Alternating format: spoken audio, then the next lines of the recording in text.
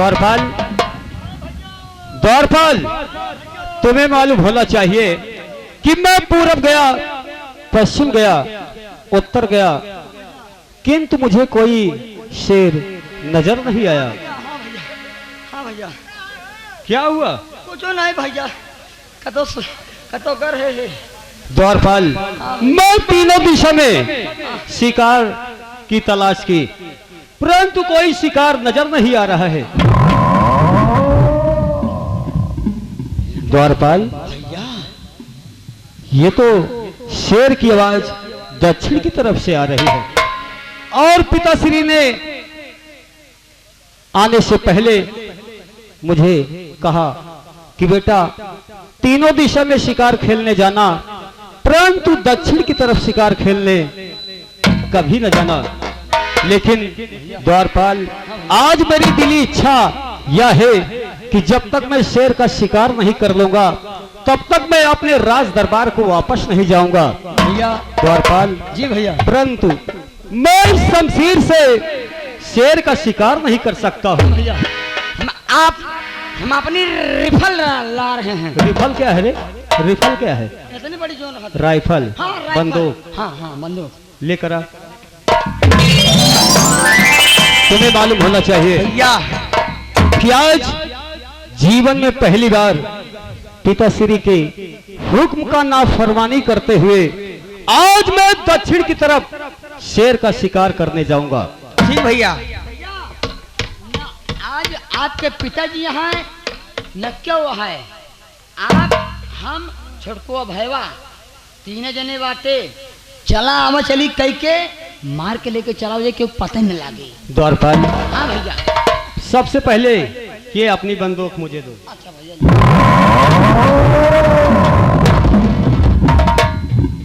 और ये शाही शमशेर मैं तुम्हें देकर दक्षिण की तरफ जा रहा हूँ। शाम तक इस जगह पर मेरा इंतजार करना। अगर शाम होने से पहले मैं यहाँ आ जाता हूँ तो ठीक है, नहीं तो ये शाही शमशीर मेरे पिताश्री के पास पहुँचा देना, ठीक है ना? और मेरे हुक्म का पालन करना। जैसे आपकी अब मैं दक्षिण की ओर प्रस्थान करता हूँ। ठीक है भैया।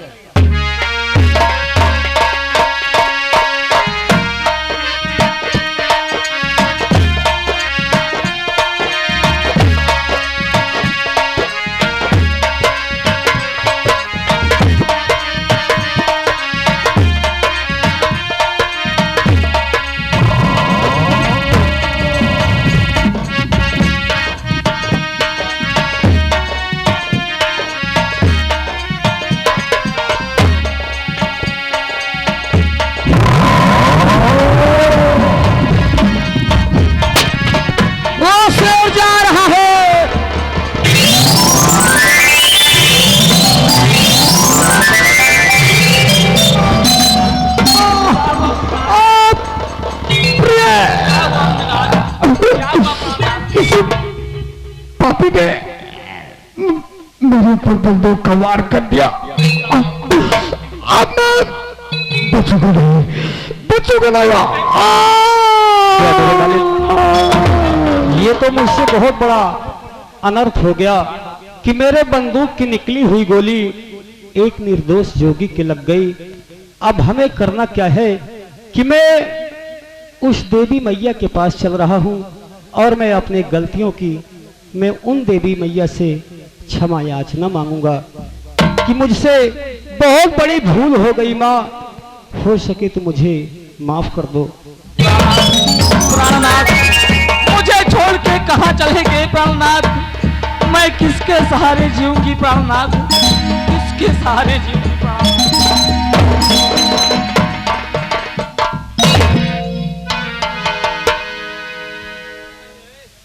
देवी मैया, मुझसे बहुत बड़ा अनर्थ हो गया माँ, क्योंकि मेरे बंदूक की निकली हुई गोली इन निर्दोष। अरे दुष्ट, अरे दुष्ट, तुझे मालूम नहीं कि जीव की हत्या करना पाप है, और तू तो आज मेरे निर्दोष जोगी की हत्या की है मोर। तू तो मेरे जोगी की हत्या की है मूर्ख। देवी मैया, मैं आपसे कुछ कहना चाहता हूँ।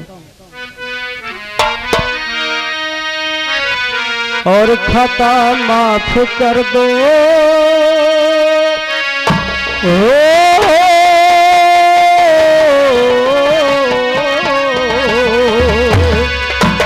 और खाता माफ कर दो ये देवी हम।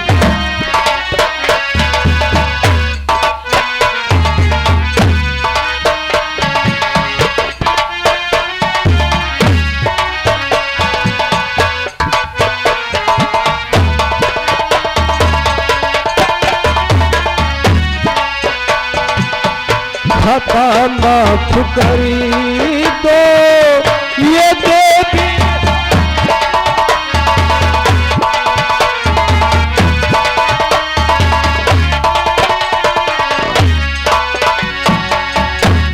खाता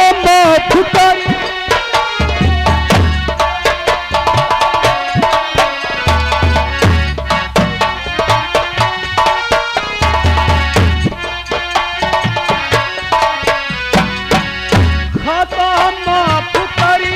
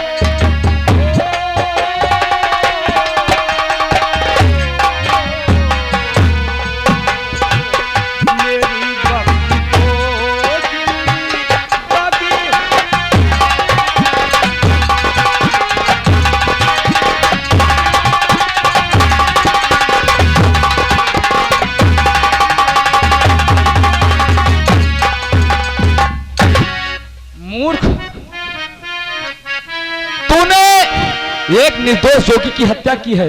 मैं भी तुमसे कुछ कहना चाहती हूँ मूर्ख।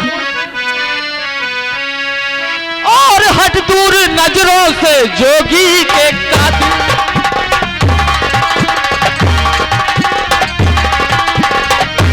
और हट दूर नजरों से जोगी के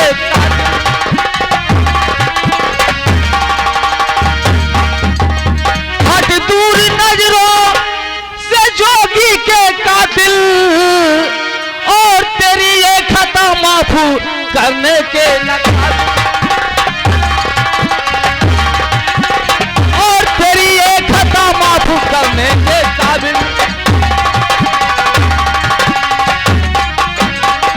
तुझे श्राप देकर मूर्ख मैं तुझे ऐसी श्राप दूंगी, मैं तुझे ऐसा श्राप दूंगी कि तू अपनी जिंदगी तेरी जिंदगी नर्क बन जाएगी मूर्ख। तुझे श्राप देकर सजा ऐसी दूंगी मूर्ख, तुझे श्राप देकर सजा ऐसी दूंगी, और कभी पा सकेगा नहीं अपनी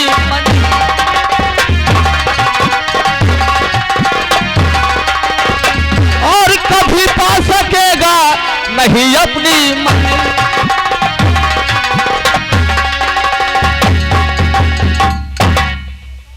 मूर्ख। मैं तुझे श्राप देती हूं कि जैसे मेरे निर्दोष जोगी को तूने मारा है, वैसे मैं अपने मुख से तुझे श्राप देती हूं मूर्ख कि जा, तेरे सारे बदन में कुष्ठ रोग हो जाएगा, तेरे सारे बदन में कुष्ठ रोग हो जाएगा मूर्ख। तेरी जिंदगी एक नरक बन जाएगी, वो देख शेर आ रहा है, वो देख।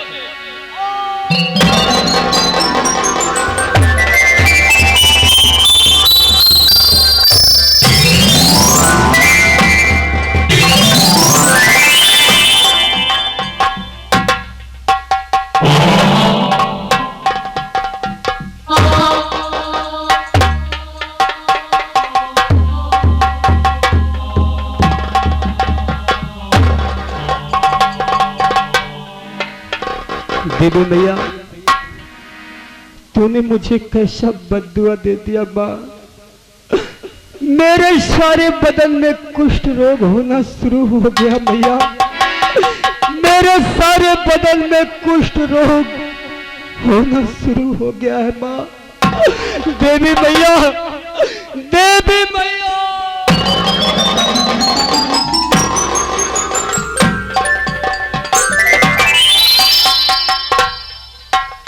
मेरे मालिक, सारे बदन में कुष्ठ रोग होना शुरू हो गया है।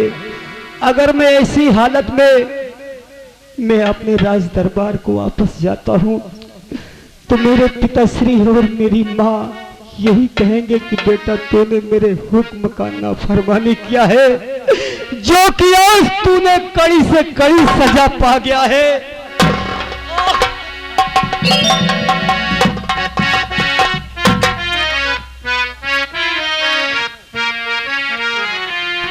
और बिताऊं किस तरह से जिंदगी,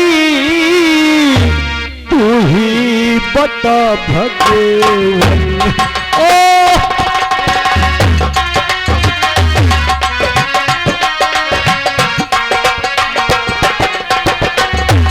बिताऊं किस तरह से जिंदगी, तू ही बता भगवान।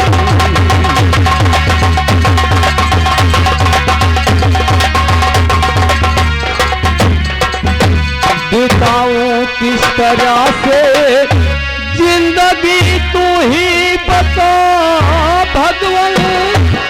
और दिखाऊं किस तरह से शक्ल में, तू ही बता भगवान। दिखाऊं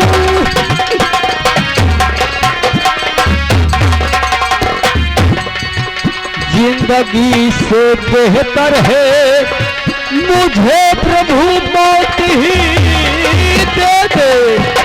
या मेरे मालिक, ऐसी जिंदगी से बेहतर है कि मुझे मौत दे दे।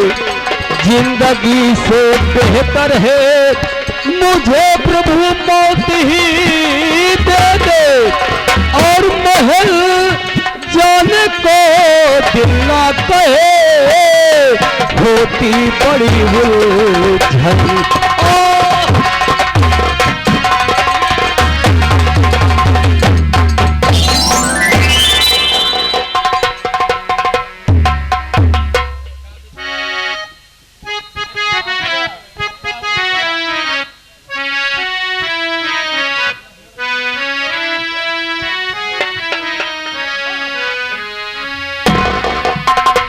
ए भैया, हर गोरी गवानवा का चली, हर गोरी गवानवा कहा चली।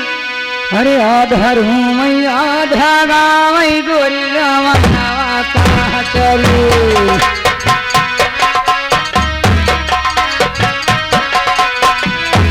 गोरी गवानवा का चली, गोरी गवानवा का चली। आधार हूँ मैं आधा गावई, गोरी।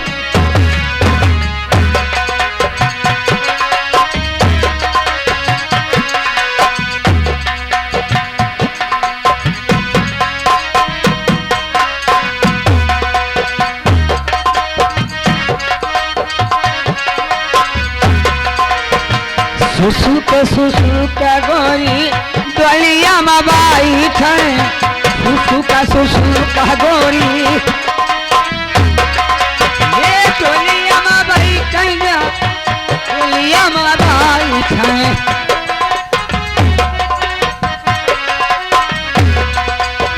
ये गोरी गवानवा का चली, गोरी गवानवा का चली। आधा रूम आधा गाँव गोरी गाँवनवा का शाली आधा रूम आधा गाँव गोरी गाँवनवा का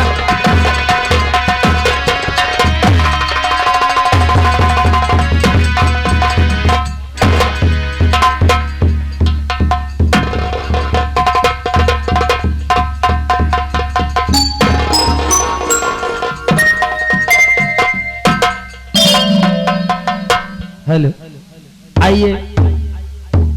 अभी तक आप लोग फर्रुखाबाद रियासत का दृश्य देख रहे थे। अब हम आप लोगों के लिए चलते हैं रियासत कन्नौजगढ़।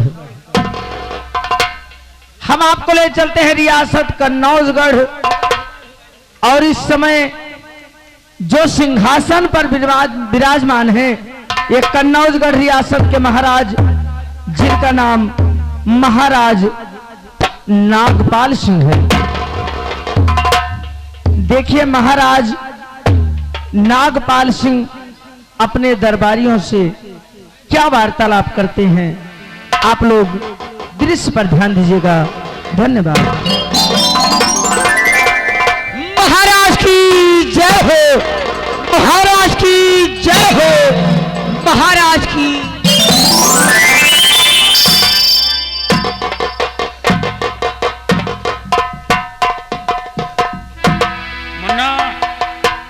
जी राजन, यह बताओ कि मेरे कन्नौज नगर का क्या समाचार है? महाराज आपके इस कन्नौज नगर का समाचार बहुत अच्छा है।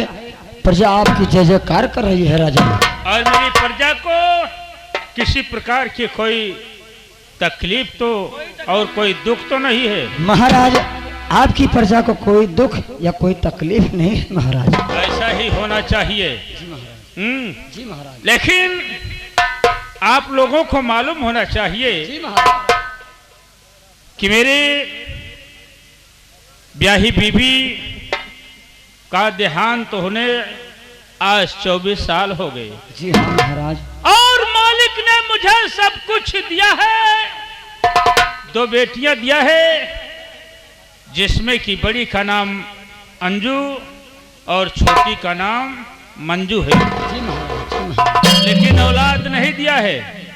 और इन्हीं बेटियों को मैं अपने बेटे के समान समझता हूं और उसी तरह से उन्हें जानता हूं। तो सही है इस महाराज। वक्त वो लोग कलेश गई हैं, देखो खाना खाकर। अगर महल में आ गई हो तो उन्हें बुलाओ, आज मैं उनसे कुछ बातें करना चाहता हूं। बहुत अच्छा राजन।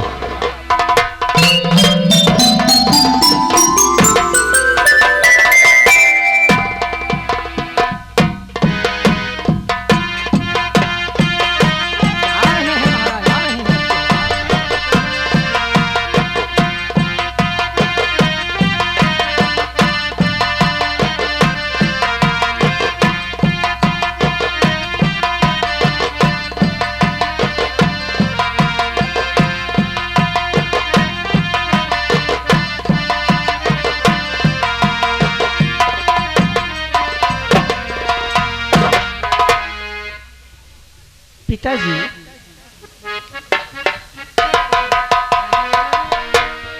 कहो बेटी मंजू, ये बताओ कि आप लोगों के पढ़ाई का क्या समाचार है?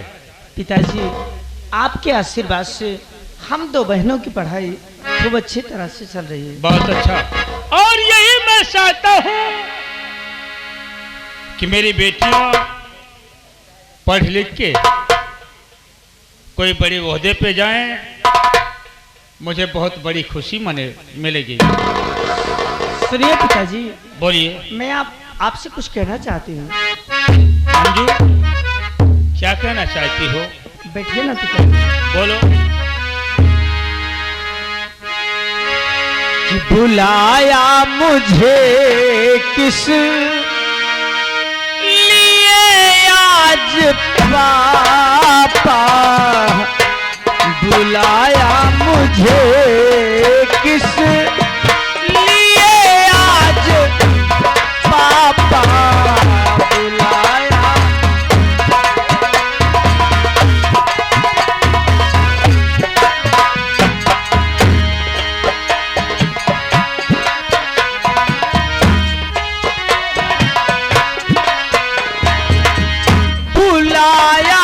मुझे किस लिए आज पापा बुलाया, मुझे किस लिए आज पापा, हुई क्या खता जल्द बतलाओ पापा।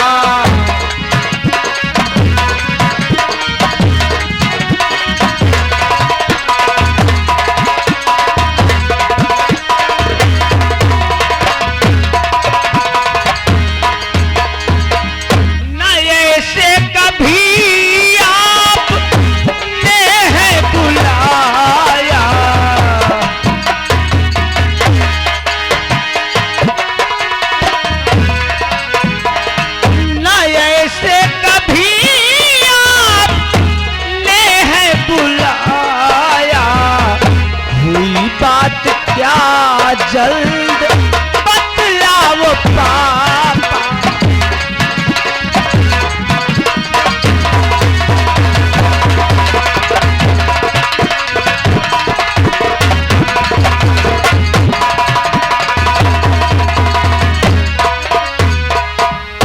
अंजू और मंजू, जी पिताजी। तुम लोगों के कहने का मतलब यह है कि मैं तुम लोगों को क्यों बुलाया हूँ? बुलवाने का कौन सी ऐसी जरूरत पड़ गई है जो कि राज दरबार में बुलाए हो? जी पिताजी। देखिए बेटी, बुलाने का कारण मैं आप लोगों से जरूर बताऊंगा कि क्यों बुलाया हूँ।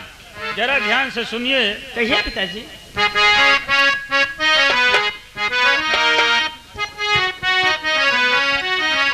और सुनो,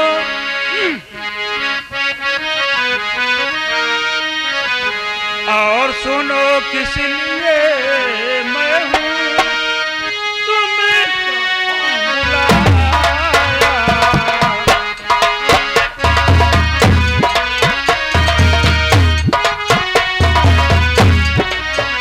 और सुनो किस लिए मैं हूँ तुमको बुलाया। सुनो किस लिए मैं हूँ,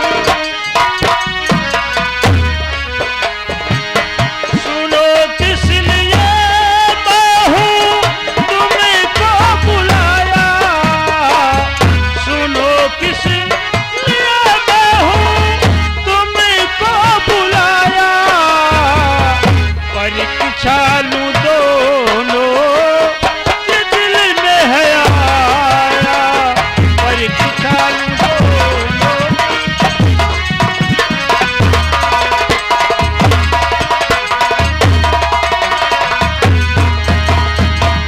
तो होशियार तुम दोनों मैं कौन ज्यादा। होशियार तुम दोनों मैं कौन ज्यादा। यही एक परीक्षा मेरे दिल को भाया। यही एक परीक्षा,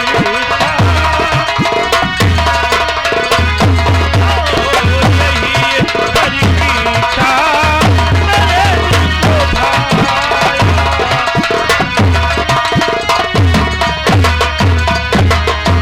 अंजू और मंजू, मेरे बुलाने का कारण यह है कि आज मैं ये जानना चाहता हूं कि अंजू और मंजू में सबसे ज्यादा अक्लवान कौन है। मैं यही जानना चाहता हूं और इसीलिए आप लोगों को राज दरबार में बुलाया हूं। मैं तुम दोनों बहनों के सामने दो प्रश्न रखूंगा और उन प्रश्नों का तुम दोनों में से जो उत्तर दे देगी, एक दिन मेरे न रहने पर इस कन्नौज नगर की मालकिन कहलाएगी। क्या कहा पिताजी कि जो आपके प्रश्नों का उत्तर देगी, हम दोनों बहनों में से वो आपके ना रहने के बाद इस रियासत की मालकिन बनेगी? जी हाँ बेटी, मेरे न रहने पर तुम दोनों में से जो ज्यादा चालाक, जो ज्यादा होशियार, जो ज्यादा अक्लमंद होगी, वो मेरे न रहने पर इस कन्नौज नगर की मालकिन कहलाएगी। पिताजी, आपके वो 2 प्रश्न कौन से हैं? ठीक है अंजू, मेरे प्रश्नों को ध्यान से सुनिएगा। पहला प्रश्न मेरा यह है कि इस संसार में सबसे ज्यादा और सबसे पतला कौन सा चीज हो? और दूसरा प्रश्न, किस संसार में सबसे ज्यादा काला क्या होता है? मंजू, पहला प्रश्न कि इस संसार में सबसे ज्यादा पतला क्या होता है, और दूसरा प्रश्न यह है कि इस संसार में सबसे ज्यादा काला क्या होता है? पिताजी, बड़ी दीदी है ना, वो सबसे पहले उत्तर देंगे, उसके बाद ये में तो होना ही चाहिए। मैं आपकी बड़ी बेटी हूँ, इसलिए मेरी दीदी मंजू जो कह रही है वो ठीक कह रही है। इसलिए आपके प्रश्न का जवाब पहले मैं दूंगी। पिताजी, ये तो बहुत मामूली सा और बहुत आसान सा सवाल है। पिताजी, इस संसार में सबसे पतला दूध होता है और सबसे काला काजल होता है। पिताजी, नहीं, ये मेरे प्रश्नों का उत्तर नहीं है, और कुछ है। बताओ तो बच्चे, हम बता दे हो। बताओ तो हम बता दे हो पहले। बताओ तो हम बता दे का। हमें बता दी। इस राज दरबार का हाँ एक सदस्य तू भी है। बिल्कुल महाराज, बिल्कुल महाराज। तुम ही बताओ। महाराज, सबसे पतला, सबसे पतला, सबसे पतला, सबसे पतला पानी होता और सबसे करिया, सबसे करिया, सबसे करिया, सबसे करिया भैंस हो।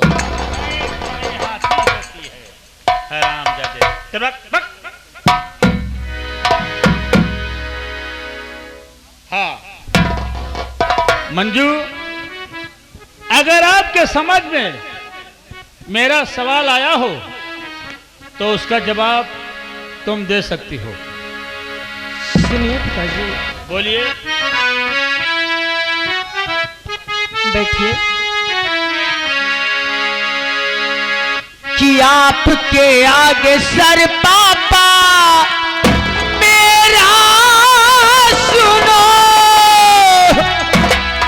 हाय बुलंदी से उठते लजाता बहुत,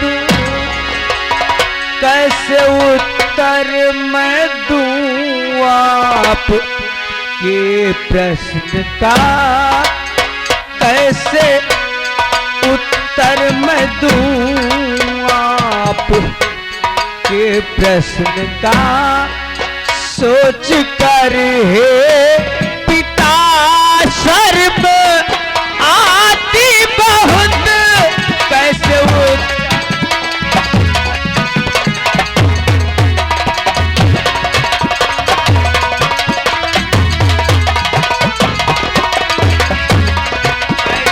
उत्तर मैं दूं आप के प्रश्न का, सोच कर हे पिता शर्म आती बहुत, कैसे उत्तर मैं दूं आप।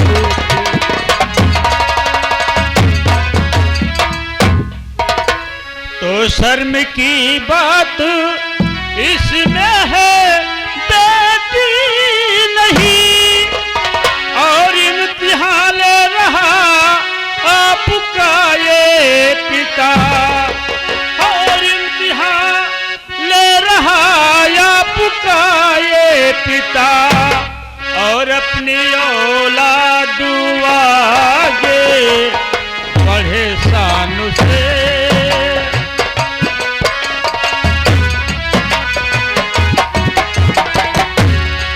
अपनी औलाद एहसान से हौसला रहता बेटी, ये हर बाप का ये औलाद आगे बढ़े शान से।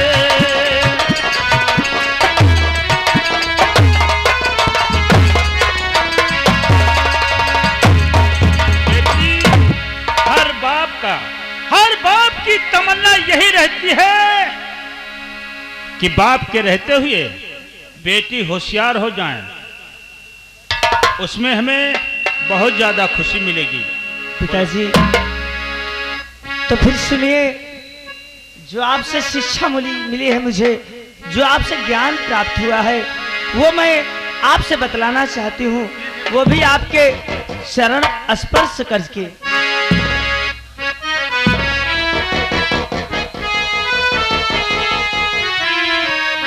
आपकी मर्जी गर्चे बताती पिता। सुनिए पिताजी, कि आपकी मर्जी गर्चे बताती पिता, तो जल से पतला बहुत ज्ञान होता पिता, कि जल से पतला बहुत ज्ञान होता पिता, काजल से काला टीका कलंक का है, काजल से काला टीका कलंक का है, जिंदगी भर नहीं छू